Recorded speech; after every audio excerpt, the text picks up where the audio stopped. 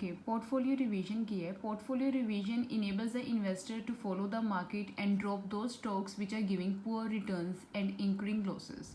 ਕਹਿੰਦੇ portfolio revision ਦਾ ਮਤਲਬ ਇਹ ਹੈ ਕਿ ਇਹਦੇ ਵਿੱਚ ਆਪਾਂ ਕੀ ਕਰਦੇ ਹਾਂ, ਜਿਹੜੇ ਸਟਾਕ ਸਾਨੂੰ ਪੂਅਰ ਰਿਟਰਨ ਦਿੰਦੇ ਹੈ ਉਹਨਾਂ ਨੂੰ ਅਸੀਂ ਕੀ ਕਰਦੇ ਹਾਂ, ਡਰੋਪ ਆਊਟ ਕਰ ਦਿੰਦੇ ਹਾਂ ਫਰੋਮ ਦਾ ਪੋਰਟਫੋਲੀਓ ਤੇ ਆਪਣੀ ਇਨਵੈਸਟਮੈਂਟ ਉਹ ਵਾਲੀ ਸਿਕਿਉਰਿਟੀਜ਼ 'ਚ ਕਰ ਦੇਵਾਂਗੇ ਜਿਹਦੇ ਸਾਨੂੰ ਪਤਾ ਹੈ ਕਿ ਆਉਣ ਵਾਲੇ ਟਾਈਮ ਦੇ ਵਿੱਚ ਸਾਨੂੰ ਹਾਇਰ ਰਿਟਰਨ ਦੇਣਾ ਹੈ।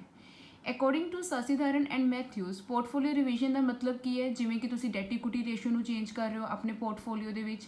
ਫੋਰ ਐਗਜ਼ਾਮਪਲ ਤੁਹਾਡਾ ਪੋਰਟਫੋਲੀਓ ਸੀਗਾ, ਉਹਦੇ ਵਿੱਚ ਤੁਹਾਡੀ ਡੈਟ ਇਕੁਇਟੀ ਰੇਸ਼ੋ ਸੀ 60-40, ਕਲੀਅਰ। ਹੁਣ ਤੁਹਾਨੂੰ ਤੁਹਾਡਾ ਮੇਨ ਪਰਸਪੈਕਟਿਵ ਚੇਂਜ ਹੋ ਰਿਹਾ ਹੈ, then you change your portfolio. This is what, this is portfolio revision.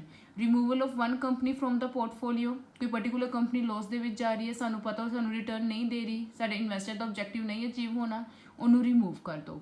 and addition of new companies and completely removing the one sector. For example, ਤੁਸੀਂ particular industry 'ਚ ਪੈਸਾ ਹੀ ਨਹੀਂ ਲਗਾ ਰਹੇ, ਠੀਕ ਹੈ ਨਾ। so in this way you can change your portfolio.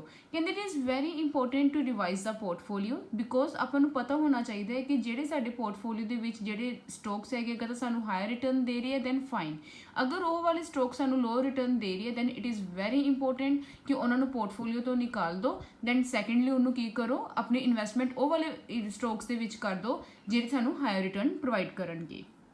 ਉਹ ਕਹਿੰਦੇ ਇਸ ਕਰਕੇ ਬਹੁਤ ਜ਼ਰੂਰੀ ਹੈ ਕਿ ਅਸੀਂ ਕੀ ਕਰੀਏ, for the optimum portfolio it is very important there is portfolio evaluation and portfolio revision. ਪਹਿਲੇ ਟੌਪਿਕ ਦੇ ਵਿੱਚ ਮੈਂ ਤੁਹਾਨੂੰ ਦੱਸਿਆ ਸੀ ਜਿਹੜਾ ਪੋਰਟਫੋਲੀਓ ਇਵੈਲੂਏਸ਼ਨ ਹੈ ਉਹ ਤੁਹਾਨੂੰ ਇੱਕ ਬੇਸ ਪ੍ਰੋਵਾਈਡ ਕਰਦਾ ਹੈ for ਰਿਵਾਈਜ਼ਿੰਗ the portfolio. Portfolio evaluation ਦੇ ਵਿੱਚ ਆਪਾਂ ਇਹ ਦੇਖਦੇ ਹਾਂ ਕਿ ਸਾਨੂੰ ਕਿਹੜਾ ਪਰਟੀਕੂਲਰ ਫੰਡ ਰਿਟਰਨ ਦੇ ਰਿਹਾ ਕਿਹੜਾ ਨਹੀਂ ਦੇ ਰਿਹਾ। And in case of portfolio revision, ਜੇ ਸਾਨੂੰ ਪੋਰਟਫੋਲੀਓ ਇਵੈਲੂਏਸ਼ਨ 'ਚ ਪਤਾ ਲੱਗ ਗਿਆ ਕਿ ਪਰਟੀਕੂਲਰ ਫੰਡ ਸਾਨੂੰ ਪੈਸੇ ਨਹੀਂ ਦੇ ਰਿਹਾ, ਰਿਟਰਨ ਨਹੀਂ ਵਧੀਆ ਦੇ ਰਿਹਾ, ਦੈਨ ਪੋਰਟਫੋਲੀਓ ਰਿਵੀਜ਼ਨ ਦੇ ਵਿੱਚ ਅਸੀਂ ਉਹਨੂੰ ਕੀ ਕਰਦੇ ਹਾਂ, ਵੇਚ ਦਿੰਦੇ ਹਾਂ ਤੇ ਉਹ ਵਾਲਾ ਪੈਸਾ ਕਿੱਥੇ ਲਗਾ ਦੇਵਾਂਗੇ, ਨਵੇਂ ਫੰਡਸ ਦੇ ਵਿੱਚ ਲਗਾ ਦੇਵਾਂਗੇ ਜਿਹੜੇ ਸਾਨੂੰ ਹਾਇਰ ਐਕਸਪੈਕਟਡ ਰਿਟਰਨ ਦੇਣਗੇ। So for the optimum portfolio it is very important there is a proper portfolio evaluation and you can say that there is proper portfolio revision is there. However, there are certain constraints are there while revising the portfolio. First one, there is transaction cost. Definitely ਅਗਰ ਤੁਸੀਂ portfolio ਨੂੰ revise ਕਰੋਗੇ then definitely ਤੁਸੀਂ ਉਹਦੇ ਵਿੱਚ ਕੀ ਕਰੋਗੇ, ਕੁਝ shares ਵੇਚੋਗੇ, ਕੁਝ ਸ਼ੇਅਰਸ ਕੀ ਹੈ ਖਰੀਦੋਗੇ। ਦੈਨ ਸੈਕੰਡਲੀ ਇਹਦੇ ਨਾਲ ਕੀ ਹੋਏਗਾ, ਟ੍ਰਾਂਜੈਕਸ਼ਨ ਕੋਸਟ ਹੋਏਗੀ। Transaction cost may be a brokerage fee is there, agent fee is there, sub broker fee is there, ਜਿਹੜਾ ਕਿ ਤੁਹਾਨੂੰ ਕੀ ਹੈ ਖਰਚਾ ਵਧੇਗਾ। ਕਹਿੰਦੇ ਕਿਸ ਵਾਰ ਕੀ ਹੁੰਦਾ ਕਿ ਤੁਸੀਂ ਪੋਰਟਫੋਲੀਓ ਨੂੰ ਰਿਵਾਈਜ਼ ਤਾਂ ਕਰ ਲੈਂਦੇ ਹੋ, ਉਹਨਾਂ ਰਿਟਰਨ ਤੁਹਾਡਾ ਇੰਕਰੀਜ਼ ਨਹੀਂ ਹੁੰਦਾ ਜਿੰਨਾ ਤੁਹਾਨੂੰ ਖਰਚਾ ਪੈ ਜਾਂਦਾ ਵਾ ਉਹਨੂੰ ਰਿਵਾਈਜ਼ ਕਰਦੇ। ਸੋ ਦਿਸ ਇਜ਼ ਅ ਬਿਗ ਕੰਸਟ੍ਰੇਂਟ ਜਿਹੜੀ ਕਿ ਫੇਸ ਕਰਨੀ ਪੈਂਦੀ ਹੈ ਇਨਵੈਸਟਰਸ ਨੂੰ while revising the portfolio. Then there are various taxes are there. ਕਹਿੰਦੇ ਜਦੋਂ ਵੀ ਆਪਾਂ ਇਨਵੈਸਟਮੈਂਟ ਕਰਦੇ ਹਾਂ, ਆਪਾਂ ਜਦੋਂ ਡੈਫੀਨੇਟਲੀ ਸ਼ੋਰਟ ਟਰਮ ਜਾਂ ਲੌਂਗ ਟਰਮ ਲੈਵਲ 'ਤੇ ਇਨਵੈਸਟਮੈਂਟ ਨੂੰ ਰੱਖਾਂਗੇ ਤਾਂ ਉਹਨੂੰ ਫਰਦਰ ਵੇਚਾਂਗੇ, ਉੱਥੇ ਟੈਕਸਿਸ ਪੈਂਦਾ ਜਿਹੜੀ ਇਨਕਮ ਹੁੰਦੀ ਹੈ ਸਾਨੂੰ, ਕਲੀਅਰ। ਸ਼ੋਰਟ ਟਰਮ ਟੈਕਸ ਜਿਵੇਂ 15% ਹੈ, long term there is 10% rate is there up to 1 lakh, ਠੀਕ ਹੈ। So in this way there is a taxes are there ਜਿਹੜੇ ਕਿ ਸਾਨੂੰ ਪ੍ਰੋਬਲਮ ਫੇਸ ਕਰਨੀ ਪੈਂਦੀ ਹੈ। ਟਰਮਸ ਆਫ ਪੋਰਟਫੋਲੀਓ, ਕਹਿੰਦੇ ਆਪਾਂ ਹਰ ਪੋਰਟਫੋਲੀਓ ਨੂੰ ਜ਼ਰੂਰੀ ਨਹੀਂ ਹੈ ਚੇਂਜ ਕਰ ਸਕੀਏ। There are various terms are there. Proper ਇੱਕ ਸਟਿਪੂਲੇਸ਼ਨ ਟਾਈਮ ਪੀਰੀਅਡ ਹੁੰਦਾ ਜਿਹਦੇ 'ਤੇ ਆਪਾਂ ਕੀ ਉਹਨੂੰ ਚੇਂਜ ਕਰ ਸਕਦੇ ਹਾਂ। ਫੋਰ ਐਗਜ਼ਾਮਪਲ ਤੁਹਾਨੂੰ ਪਤਾ ਕਿ ਤੁਹਾਡਾ ਪੋਰਟਫੋਲੀਓ ਹੈ ਇਹ ਇੰਨੇ ਤੁਹਾਨੂੰ ਰਿਟਰਨ ਨਹੀਂ ਪ੍ਰੋਵਾਈਡ ਕਰ ਰਿਹਾ, ਬਟ ਤੁਸੀਂ ਫਿਰ ਵੀ ਉਸ ਪੋਰਟਫੋਲੀਓ ਵਿੱਚ ਪੈਸਾ ਲਗਾਈ ਰੱਖਣਾ ਹੀ ਪਏਗਾ ਬਿਕੋਜ਼ ਉਹਦੇ ਕੁਝ ਟਰਮਸ ਹੈ, ਇਸ ਚੀਜ਼ ਦੀ ਤੁਹਾਨੂੰ ਪ੍ਰੋਬਲਮ ਫੇਸ ਕਰਨੀ ਪੈਂਦੀ ਹੈ।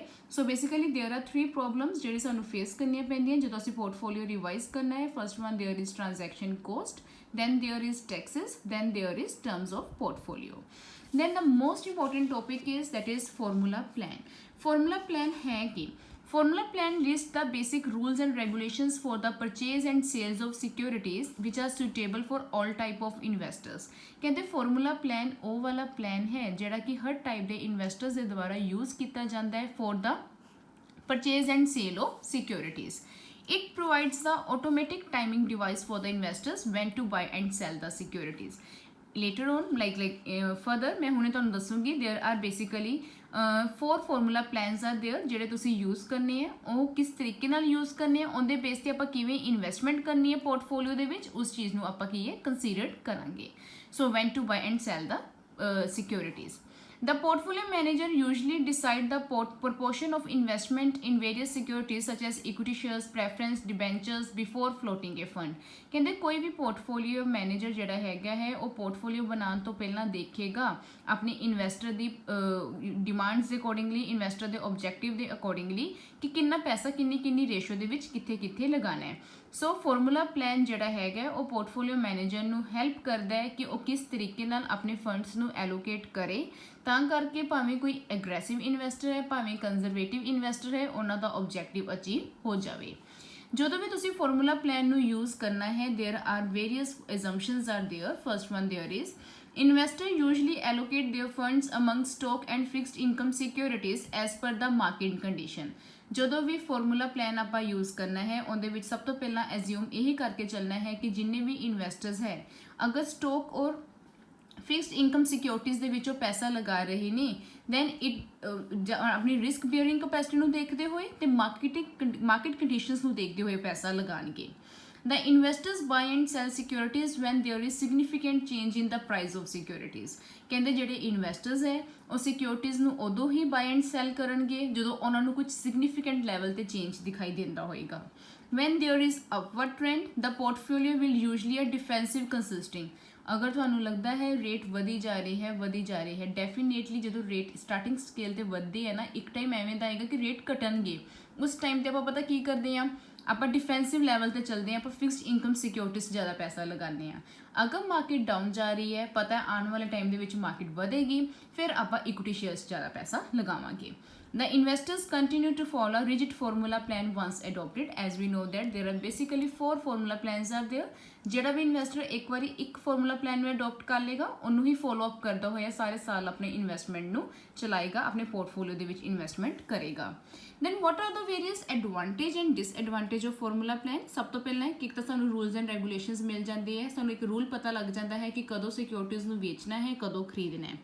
ਦੈਨ ਆਪਣੀ ਜਿਹੜੇ ਹਿਊਮਨ ਇਮੋਸ਼ਨਸ ਹੈ ਲਾਈਕ ਫੋਰ ਐਗਜ਼ਾਮਪਲ ਅਗਰ ਤੁਸੀਂ ਫਾਰਮੂਲਾ ਪਲਾਨ ਯੂਜ਼ ਕਰ ਰਹੇ ਹੋ ਤੁਸੀਂ ਪੋਰਟਫੋਲੀਓ ਰਿਵਾਈਜ਼ ਕਰਨਾ ਹੈ ਮਾਰਕੀਟ ਡਾਊਨ ਗਈ ਤੁਸੀਂ ਡਰੋਗੇ ਕਿ ਫਟਾਫਟ ਸ਼ੇਅਰਸ ਵੇਚ ਦਿਓ ਬਟ ਜਿਹੜਾ ਫਾਰਮੂਲਾ ਪਲਾਨ ਦੇ ਅਕੋਰਡਿੰਗਲੀ ਤੁਸੀਂ ਇਨਵੈਸਟਮੈਂਟ ਕਰਦੇ ਪਏ ਹੋ ਉਹ ਆਪਣੀ ਹਿਊਮਨ ਇਮੋਸ਼ਨਸ ਨੂੰ ਕੰਟਰੋਲ ਕਰੇਗਾ ਤੇ ਆਪਾਂ ਉਹਦੇ ਅਕੋਰਡਿੰਗਲੀ ਹੀ ਪੈਸਾ ਇਨਵੈਸਟ ਕਰਾਂਗੇ।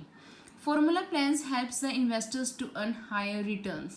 Definitely formula plans ਜਿਹੜੇ ਆਪਣੇ ਇਨਵੈਸਟਰਸ ਨੂੰ ਇੱਕ ਹਾਇਰ ਰਿਟਰਨ ਅਚੀਵ ਕਰਨ ਦੇ ਵਿੱਚ ਹੈਲਪ ਕਰਦੇ ਹੈ ਉਹ ਤੁਹਾਨੂੰ ਮੈਂ ਫਰਦਰ ਦੱਸਦੀ ਹਾਂ ਕਿਸ ਤਰੀਕੇ ਨਾਲ।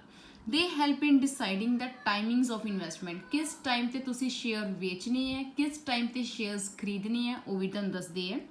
The formula plans provide a course of action to be taken so as to achieve the objective of the investor. ਕਹਿੰਦੇ ਫਾਰਮੂਲਾ ਪਲਾਨ ਆਪਾਂ ਤਾਂ ਅਡਾਪਟ ਕਰਦੇ ਹਾਂ ਤਾਂ ਕਰਕੇ ਜਿਹੜਾ ਤੁਹਾਡੇ ਇਨਵੈਸਟਰ ਦਾ ਆਬਜੈਕਟਿਵ ਹੈ ਉਹ ਅਚੀਵ ਹੋ ਜਾਏ।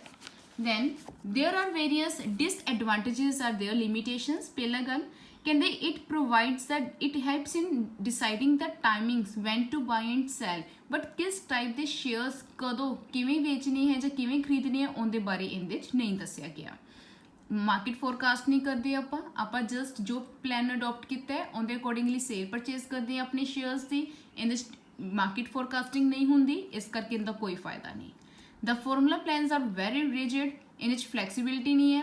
ਅਗਰ ਜਦੋਂ ਪੋਰਟਫੋਲੀਓ ਬਣਾਉਣ ਦੇ ਵਿੱਚ ਤੁਸੀਂ ਸਭ ਤੋਂ ਪਹਿਲਾਂ ਜਿਹੜਾ ਪਲਾਨ ਅਡਾਪਟ ਕਰ ਲਿਆ ਉਹਦੇ ਅਕੋਰਡਿੰਗਲੀ ਹੀ ਆਪਣੇ ਪੋਰਟਫੋਲੀਓ ਨੂੰ ਰਿਵਾਈਜ਼ ਕਰਦੇ ਆ ਰਹੇ ਹੋ ਤੁਹਾਨੂੰ ਉਹੀ ਚਲਾਉਣਾ ਪਏਗਾ ਤੁਸੀਂ ਉਹਨੂੰ ਚੇਂਜ ਨਹੀਂ ਕਰ ਸਕਦੇ। So basically there are 4 types of formula plan. ਸਭ ਤੋਂ ਪਹਿਲਾਂ ਆਪਣਾ ਪਲਾਨ ਆ ਜਾਂਦਾ ਰੁਪੀ ਕੋਸਟ ਐਵਰੇਜਿੰਗ। ਰੁਪੀ ਕੋਸਟ ਐਵਰੇਜਿੰਗ ਦੇ ਵਿੱਚ ਕੀ ਹੈ ਅੰਡਰ ਦਿਸ ਪਲਾਨ ਜਿਹੜਾ ਇਨਵੈਸਟਰ ਹੈ ਨਾ ਉਹ ਰੈਗੂਲਰ ਇੰਟਰਵਲ ਦੇ ਵਿੱਚ fixed amount of rupees in securities of reputed companies ਦੇ ਵਿੱਚ ਪੈਸਾ ਲਗਾਉਂਦਾ ਹੈ। ਕਲੀਅਰ। ਸੋ ਇਹਦੇ ਵਿੱਚ ਤੁਸੀਂ ਦੇਖ ਸਕਦੇ ਹੋ ਐਗਜ਼ਾਮਪਲ ਦੇਖੋ ਫੋਰ ਐਗਜ਼ਾਮਪਲ ਕੁਆਰਟਰਲੀ ਇੱਕ ਬੰਦਾ ਹੈ ਇੱਕ ਇਨਵੈਸਟਰ ਹੈ ਉਹਨੇ ਡਿਸਾਈਡ ਕੀਤਾ ਹੈ ਕਿ ਉਹਨੇ 1000 ਦੇ ਜਿਹੜੇ ਸ਼ੇਅਰਸ ਹੈ ਉਹ 4 ਕੁਆਟਰ ਦੇ ਵਿੱਚ ਖਰੀਦਣੀ ਹੈ ਪਾਰਟਿਕੂਲਰ ਈਅਰ।